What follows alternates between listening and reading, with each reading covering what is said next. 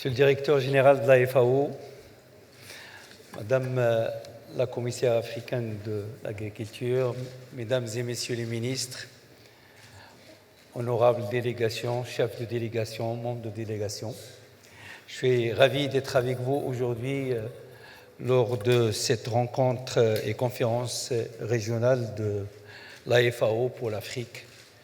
Je voudrais vous souhaiter, au nom du Royaume du Maroc, la bienvenue. J'espère que vous allez passer d'agréables moments avec nous pendant ce long week-end. Je voudrais remercier la FAO et son directeur général d'avoir choisi le Maroc pour organiser cette conférence.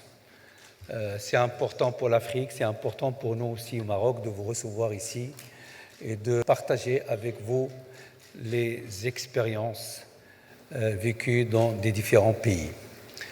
Je voudrais vous féliciter également pour le choix de la thématique système agroalimentaire résilient et transformation rurale inclusive, parce que c'est une thématique qui englobe l'ensemble des atouts, des difficultés et aussi du potentiel du monde agricole. Permettez-moi de vous parler de l'expérience du Maroc sous le leadership de Sa Majesté. Monsieur le ministre aura sûrement l'occasion d'aller au détail de cette expérience marocaine et de vous rappeler que Feu Hassan II a développé une politique de barrage qui a permis de développer un réseau d'irrigation, que Sa Majesté le roi Mohammed VI a continué à accélérer ce programme de développement des politiques de barrage, puisque les derniers investissements annoncés depuis 2 ans, 3 ans sur un espace de 5-6 ans est de l'ordre de 14 milliards de dollars dans la problématique de l'eau, réservée à l'eau potable, mais également réservée à l'agriculture, et qui comprend le dessalement de l'eau, les eaux conventionnelles et non conventionnelles et la politique des barrages. C'est dire que l'engagement du Maroc par rapport à cette ressource est très important. Malheureusement, vous le savez très bien, on ne peut pas faire d'agriculture sans eau.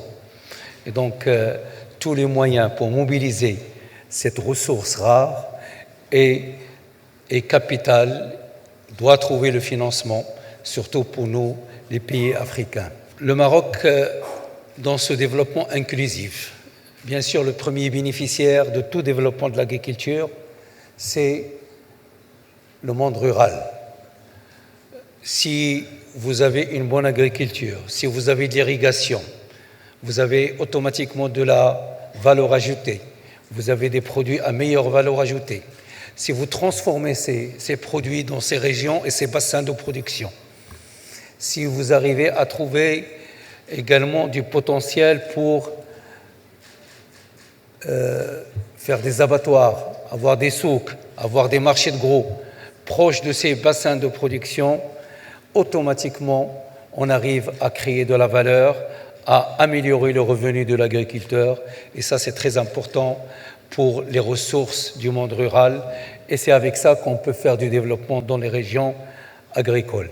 Bien évidemment, l'État doit apporter son soutien parce que le monde agricole a besoin d'infrastructures de santé, a besoin d'éducation, a besoin d'écoles, a besoin de pistes. Le Maroc a fait un programme de l'ordre de 5 milliards de dollars pendant 5 ans, qui a été d'ailleurs dirigé par le ministère de l'Agriculture et du Développement durable, sur lequel on a essayé de faire converger toutes les politiques publiques de l'État dans l'éducation, dans la santé, l'électricité, l'eau potable, l'agriculture et les pistes et routes rurales, pour essayer de faire converger et faire sortir les communes les plus difficiles qui sont en recul par rapport au stade de développement du reste du Maroc et de les ramener vers un développement beaucoup plus intéressant. C'est dire que le Maroc a également sous l'égide de Sa Majesté le roi Mohammed VI, sorti deux stratégies. Une qui s'est terminée en 2020, le plan Maroc vert, et qui a consisté à restructurer le champ agricole, à organiser les acteurs, à les regrouper, à augmenter la production, à augmenter la productivité et surtout à mettre l'investissement au centre de l'équation du développement de l'agriculture, puisque le Maroc a investi au moins $1 milliard pendant 10 ans dans l'agriculture.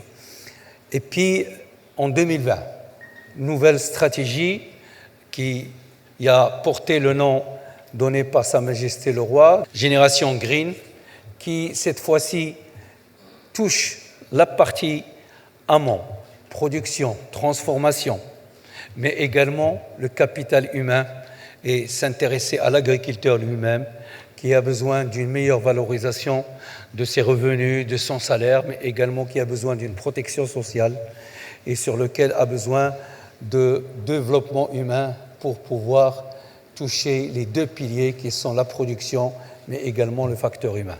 Donc voilà un peu les efforts qui ont été faits par le Maroc. On continue à le faire. Malheureusement, nous avons 3 années de sécheresse, 3 années de difficultés de sécheresse, mais la volonté de l'État marocain, la volonté de Sa Majesté, parce que quand on a un métier de l'agriculture, il ne faut jamais le perdre. Il faut continuer à l'avoir parce que c'est le plus difficile. Généralement, ce n'est pas le problème de l'eau. Généralement, c'est le problème des agriculteurs. Est-ce qu'ils savent faire l'agriculture et de quelle manière ils sont engagés dans le monde rural?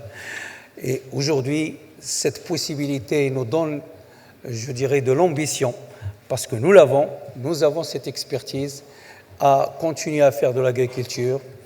Il y aura des moments qui sont meilleurs pour l'eau. Il y aura des moments où le développement sera meilleur, mais en attendant, nous allons trouver les solutions. Vous savez, quand vous promenez ici à la ville de Rabat, la plupart des espaces verts que vous avez aujourd'hui sont des traitements des eaux usées.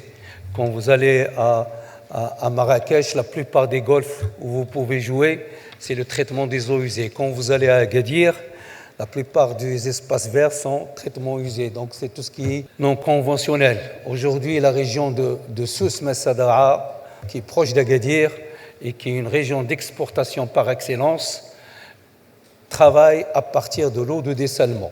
Donc, il y a les eaux conventionnelles, il y a le reste, mais pour nous, je sais que dans l'opération AAA que Sa Majesté porte avec les pays africains est une opération très importante qui touche et le sol et l'adaptation de l'agriculture et la problématique de l'eau.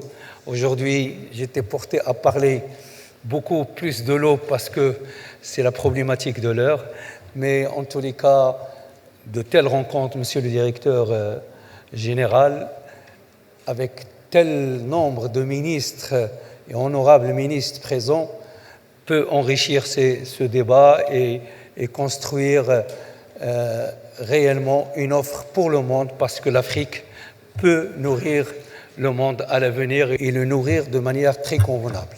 Non seulement l'Afrique, mais le monde également. Je vous remercie.